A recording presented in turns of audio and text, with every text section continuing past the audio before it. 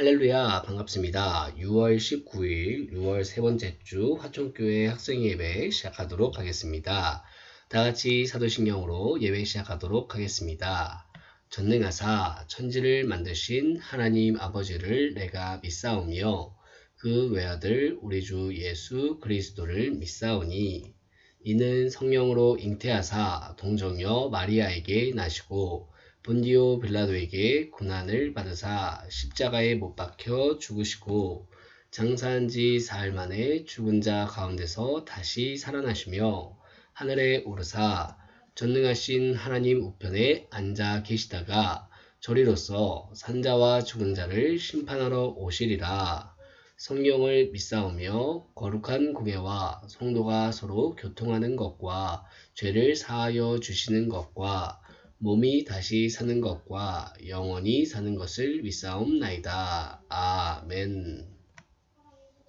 이 시간 제가 기도하고 말씀 나누겠습니다. 사랑과 은혜가 풍성하신 하나님 아버지 참으로 감사드립니다. 주님의 은혜 가운데 우리가 각자의 자리에서 예배 순간에 하나님 앞에 온전히 나아갑니다. 하나님 온전히 예배 가운데 영광 받아주시고 하나님의 은혜 가운데 살아갈 수 있는 저희에게 주님 인도하여 주시옵소서.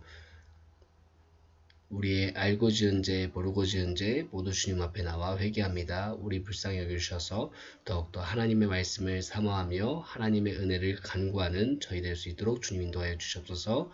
오늘 원죄에 대한 이야기를 통하여서 하나님께서 우리에게 주신 커다란 은혜와 사랑을 다시금 깨닫기 원합니다. 하나님 온전히 나아갈 수 있는 저희 될 수 있도록 주님 인도하여 주시옵소서. 시작과 마지막 모두 주님께 의탁합니다. 감사드리며 살아계신 예수 그리스도 이름으로 기도드렸습니다. 아멘. 할렐루야, 친구들 반갑습니다. 이번 주는 원죄? 내가 뭔 죄가 있다고? 라는 제목으로 벨기에 신앙고백서에 대한 내용 함께 나누도록 하겠습니다.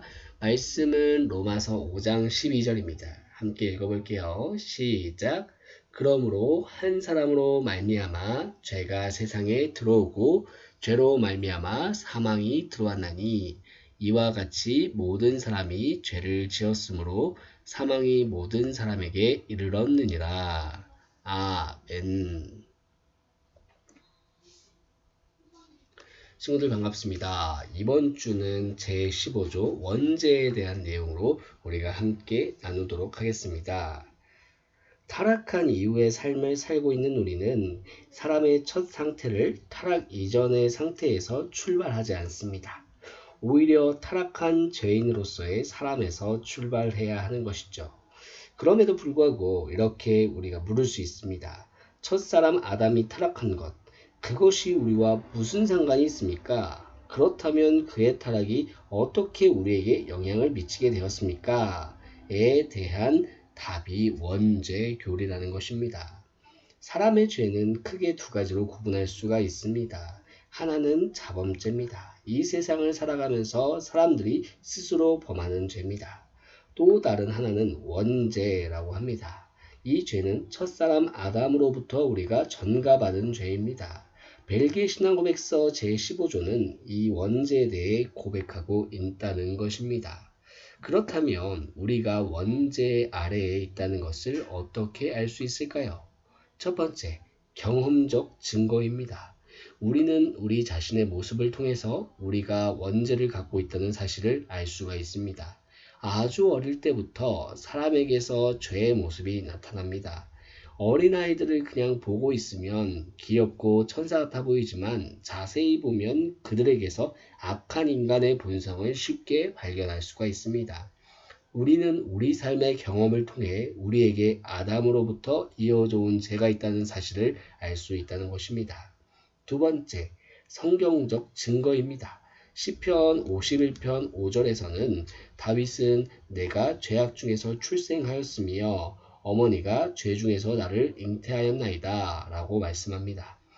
이것은 한편으로 경험적 증거이면서 한편으로 성경적 증거입니다. 다윗은 자신의 죄를 경험한 뒤에 고백합니다. 내가 죄악 중에서 출생하였다. 그는 자신의 죄가 얼마나 뿌리 깊은 것이었는지를 경험적으로 깨달았습니다. 이런 점에서 다윗의 이 고백은 경험적입니다.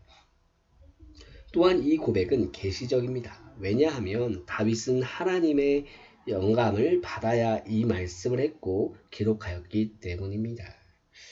원죄는 인류 전체에 퍼져 있습니다. 그리고 이 원죄의 영향은 그 누구에게도 예외가 없으니 심지어 모태에 있는 유아들에게까지도 미친다는 것입니다. 더 나아가서 아담이 범한 죄가 미친 영향처럼 인간 본성 전체에 미치게 됩니다. 그래서 벨기에 신앙 고백서 제15조는 원죄는 인간 본성 전체의 부패이며 라고 고백합니다. 이에 대해서 도르트 신조에서는 인간의 전적 부패라고도 표현하기도 했습니다. 따라서 원죄가 사람에게 퍼져 있는 결과는 어떨까요? 원죄는 죄의 근원이 되었습니다. 영어 표현처럼 뿌리, 루트가 되었습니다. 원죄는 모든 죄의 근원입니다. 인간의 모든 죄를 생산하기 때문이지요. 우리는 성경의 가르침을 따라 원죄 교리를 믿습니다. 성경이 우리의 절대적인 기준입니다. 우리의 이성을 따라 이것은 옳고 저것은 그르다고 말할 수가 없습니다. 성경이 말하는 대로 고백할 뿐이지요. 따라서 그러고 나서 해야 하는 것은 이 원죄를 어떻게 해결할 수 있는가입니다. 그런데 아쉽게도 이 원죄는 그 무엇으로도 없앨 수가 없다는 것입니다. 이 사실을 아는 우리는 어떤 삶을 살아야 될까요? 벨기에 신앙고백서는 이어서 이렇게 고백합니다. 이 사실은 신자들이 죄 가운데서 평온하게 지내도 된다는 뜻이 아니라 이 부패에 대한 인식이 신자들로 하여금 이 죽을 몸에서부터 구원받기를 탄식하면서 간절히 기다리게 만든다는 뜻입니다. 그렇습니다. 우리는 무엇보다도 우리에게 원죄가 있다는 사실을 깨닫고 우리를 구원하실 분 예수 그리스도의 은혜만이 필요하다는 사실을 기억해야 한다는 것입니다. 오늘 말씀을 정리합니다. 이 세상의 모든 사람은 원죄를 갖고 태어납니다. 어린아이마저도 악한 본성을 갖고 있습니다. 이 세상의 그 누구도 원죄로부터 자유로울 수 있는 사람은 없습니다. 이렇게 우리 모두에게 원죄가 있다고 하는 사실, 그리하여 끊임없이 범죄하는 존재라고 하는 사실, 이것은 우리로 하여금 하나님의 구원이 필요하다는 것으로 이어집니다. 죄를 아는 자, 그에게는 구원자가 의미가 있습니다. 이 세상의 모든 사람은 하나님의 구원이 필요한 자들입니다. 그렇지 않으면 영원한 죄의 결과 속에 있어야 할 사람들입니다. 그러나 이 사실을 진정으로 아는 자에게 하나님의 은혜와 자비가 있습니다. 죄는 인정하고 고백되어야 합니다. 그러한 자에게 죄의 용서함이 있습니다. 그렇지 않은 자에게는 죄의 형벌만이 있을 뿐이라는 사실, 우리가 기억하고 한 주 살아가는 친구들 되시기를 소망합니다. 기도할게요. 사랑의 하나님, 참으로 감사드립니다. 오늘 원죄에 대한 교리를 통하여서 우리가 함께 나누었습니다. 우리가 하나님의 말씀을 통하여서 이 세상의 모든 사람은 원죄를 갖고 태어나며 어린아이마저도 악한 본성을 갖고 있음을 고백합니다. 우리가 원죄가 있다고 하는 사실을, 우리가 또한 범죄한다는 사실을 하나님 앞에 기억하며 하나님의 은혜와 구원이 필요하다는 것을 깨닫습니다.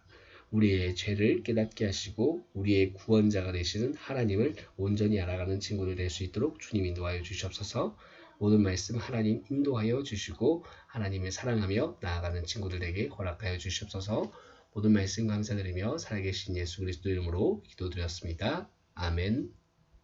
이 시간 주기도문으로 예배 마치도록 하겠습니다. 하늘에 계신 우리 아버지여, 이름이 거룩히 여김을 받으시오며 나라가 임하시오며 뜻이 하늘에서 이루어진 것 같이 땅에서도 이루어지이다. 오늘 우리에게 일용할 양식을 주시옵고 우리가 우리에게 죄 지은 것을 사하여 준 것 같이 우리 죄를 사하여 주시옵고 우리를 시험에 들게 하지 마시옵고 다만 악에서 구하시옵소서. 나라와 권세와 영광이 아버지께 영원히 싸움나이다. 아멘.